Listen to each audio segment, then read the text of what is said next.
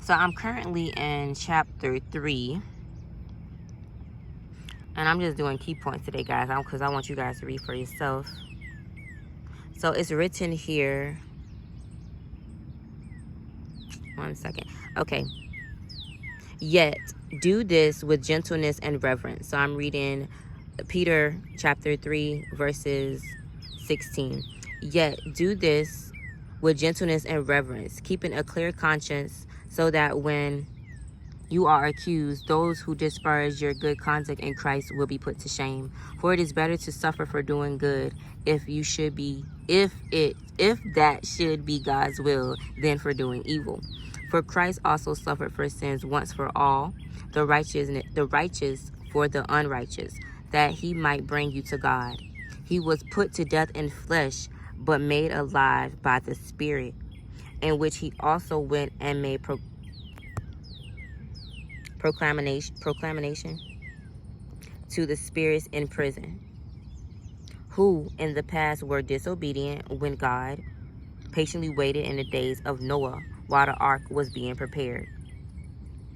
And a few, that is 8 people, were saved through water baptism, which corresponds to this, now saves you, not as the removal of dirt from body, but the pledge of a good conscience towards God, through the resurrection of Jesus Christ, who has gone into heaven and is at the right hand of God, with angels, authorities, and powers subjected to him. So what stood out to me here was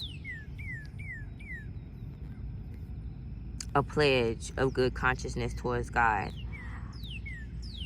Any action that you take towards you becoming closer to God in the Spirit is going to be beneficial to you, because you're making a conscious decision. You are awakening yourself consciously to love on God, to love on Christ.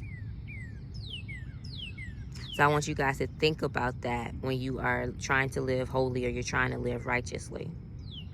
You're making active, conscious decisions that is opening up doors for you in the spiritual realm. And also, I want you guys to know that any movements that you make in the physical realm, like hand movements, hand gestures, anything that you do with your body, is going to connect you or help you in the spiritual realm as well. That's why I love watching praise dances, y'all, because praise dance is a great movement for you breaking off things or elevating things in the spirit. The same way as your words, but we also have to know that our bodies, minds, and souls is connected to the spiritual realm in some type of way as well.